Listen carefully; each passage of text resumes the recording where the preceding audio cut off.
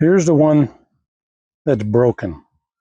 So I have to grind all this out. Why am I going through this trouble? Because this part from the manufacturer is $350 plus shipping. It's a $400 part. This little piece of steel that I have costs less than $1. I can fix this in less than an hour. So I can fix $700, $800 worth of parts. I can fix in my shop in less than an hour. I'm not going to pay the 800. I'll fix it myself. Very easy to do. Hi, Walter the engineer here. Today we're going to be repairing parts of a machine called drive pins. This one has already been cleaned out, but we're going to have to do some grinding and prying to get this broken piece out. So we're going to do some grinding, we're going to do some filing, I got to do some cutting for the new piece to go in here, and then we're going to do a little bit of welding and hopefully not a whole lot of cleanup. Here's the one that I've already cleaned out, and here's the one that's broken. So I have to grind all this out to get this out, and then we're going to file it up and clean it. I'm going to be using what's called a Dremel in English. I have an extension cord on it. So this part is a rotary tool with a carborundum bit that I'm going to use to grind out the bad part. Got to remember, should wear safety glasses. With the carborundum bit like this, it can break off and fly into our face. So,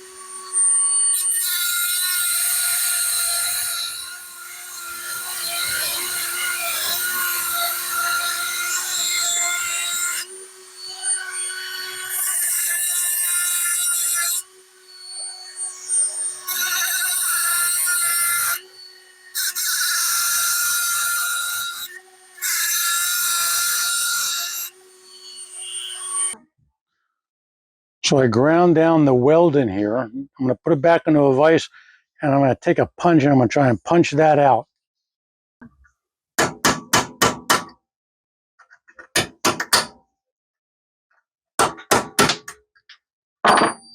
The piece is out.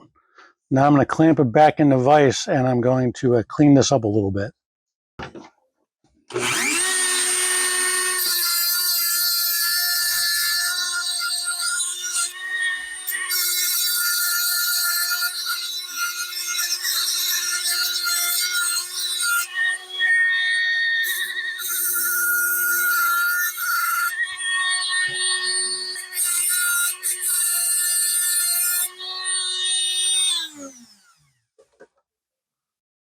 Now it's cleaned out. I just want to make sure this is the replacement piece.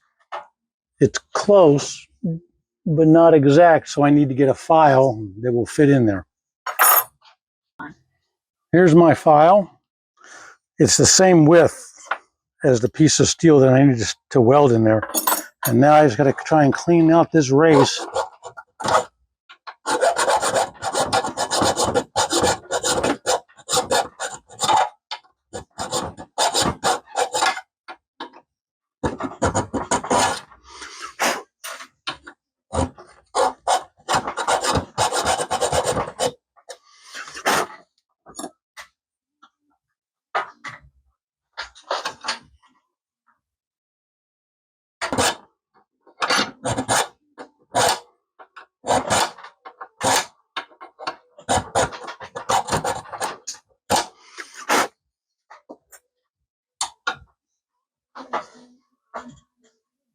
Perfect.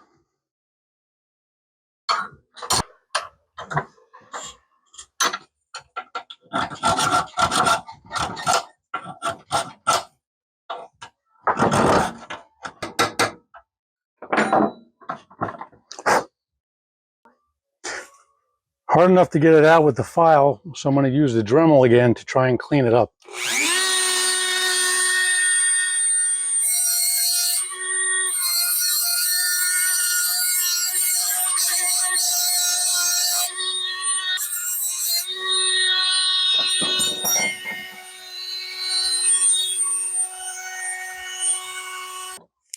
I'm going to take this over to the wire wheel and I'm going to clean it up just like this one. Wire wheel, grinding stone. Use the wire wheel to clean a little bit of this up, kind of polish it a little bit.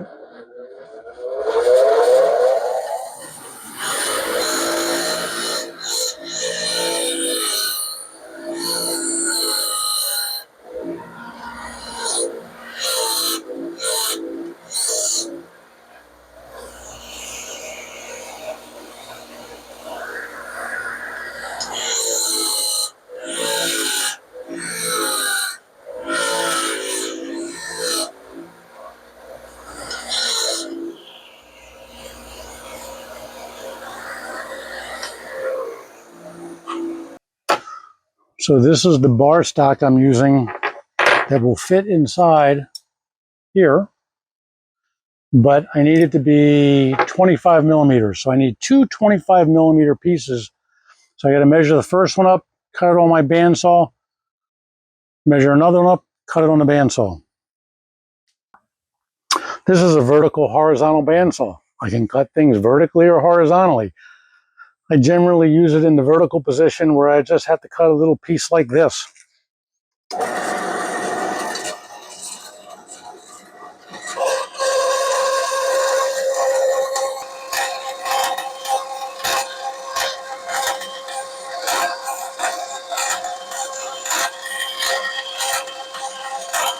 First piece. Now I need to measure and cut another one.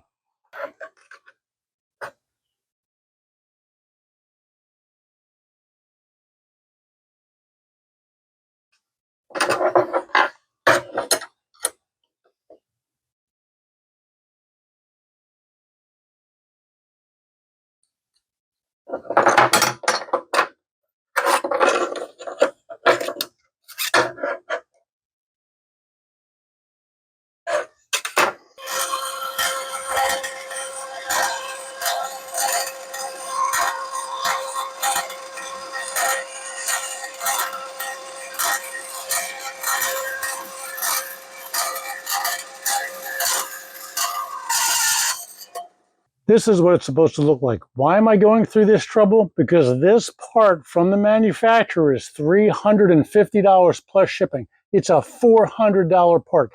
This little piece of steel that I have costs less than $1. I can fix this in less than an hour. So I can fix $800 worth of parts. I can fix in my shop in less than an hour. I'm not going to pay the $800. I'll fix it myself. Very easy to do.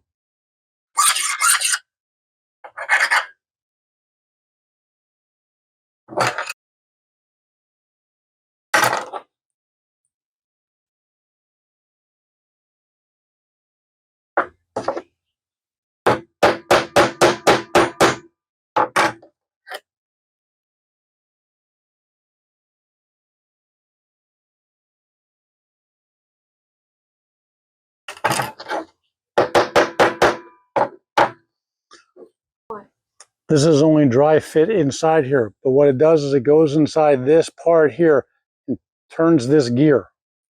That's all it does. And this will shear off if there's too much stress on it. This is my welder. It's called a wire feed MIG welder. It uses argon gas to flood the area where I'm welding to make a better weld. It's a wire feed. These are two different types of wire that I have, three different kinds. I use a welding helmet, and it's charged by solar. It's auto darkening, so I can see through it, and then when I strike the arc, it goes dark and doesn't burn my eyes out. So auto darkening helmet, I can control when it comes on, when it goes off, how bright the spark is to make it go off. So now what I'm going to do is I'm going to do it on the floor, only because I don't want it over here to burn anything up. So give me a minute. I'll be back. So this is my welding equipment. It'll feed the wire out of here. I have to hook up a grounding clamp to make the arc. You can't watch it through the camera because it'll burn up the camera. I normally wouldn't do this on the floor, but I only have two little tiny welds to make. And I'm just going to do a couple little practice welds on this. and we'll give it a try. So here's a practice weld.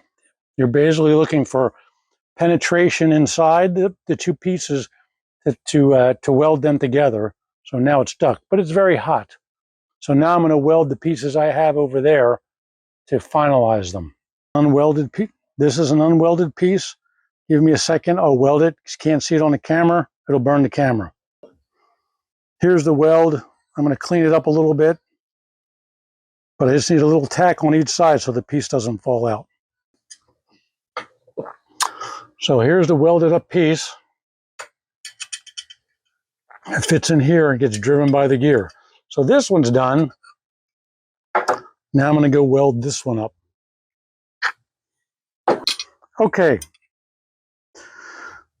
So this one's still super hot, but I tacked it on both sides, cleaned it up a little bit, let them cool down, not putting them in water. Put them in water, it messes up the structure of the steel and makes it brittle. So you just let them cool down on their own. But these are finished, and I can put them back in the machine. So if I didn't have to sit and explain each of my steps, I could do this in about 10 minutes. Saved me $800 other than the piece of steel that I cut, which is very cheap. But they both fit into the gear here nicely. Actually, I think they fit better than the original. Perfect. So I will put these back into the machine on Tuesday, and we'll be ready to go. Saved $800. Have a great day.